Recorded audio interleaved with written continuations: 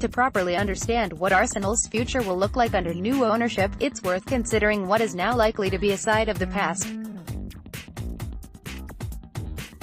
The club AGM increasingly descended into pantomime as shareholders got to at least put questions to directors about the running of the club, but it did have an increasingly serious point and meaning. It was a rare moment of accountability among modern superclubs, whose structures now ensure they operate at a level way beyond supporters. It was also a reflection of how Arsenal were still structured in a traditional way, a shareholder ownership, unlike so many other clubs. That was already beginning to change as Stan Kroenke has been de facto owner for some time now, but Tuesday's news that he is to buy out Alisher Usmanov's 30% to own the club outright confirms it. That accountability is likely to go. That ownership structure is gone. That era might be gone, as England's most traditionalist of football institutions now truly becomes another of those most modern of clubs. There should be a genuine poignancy about that, although there was only justifiable anger from the Arsenal Supporters Trust, who described it as a dreadful day. Kroenke plans to forcibly purchase the shares held by Arsenal fans, a statement read. Many of these fans are AST members, and hold their shares not for value but as custodians who care for the future of the club. Kroenke's actions will neuter their voice and involvement. Kroenke takeover, a dreadful day for Arsenal, says supporters group. There was also irritation that the Arsenal shareholders who now have to sell their shares, and for £29,000 a share when the going rate has been £37,000, weren't notified by the club until more than 5 hours after the news broke, and only received an email at 1:01 p.m.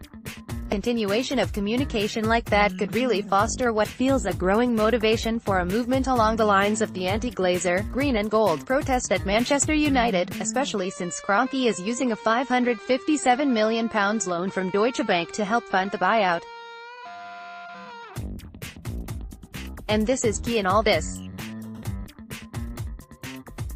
We are into even more of an unknown with Arsenal, where no one can really be sure what an even more insulated leadership will do next, what will happen with CEO Ivan Gazidis, who has been the subject of interest from Milan, or the club's constantly debated transfer plans. This is why it would feel prudent to meet with fan groups, or at least outline the club's planned direction now. Stan Kroenke has seized full control of Arsenal Football Club, AFP, Getty Images. A mission statement is more important than ever, or supporters will doubt what the objectives are. It would just go some way to assuaging fears that this is all about money, rather than football, an issue that has come up at Manchester United again.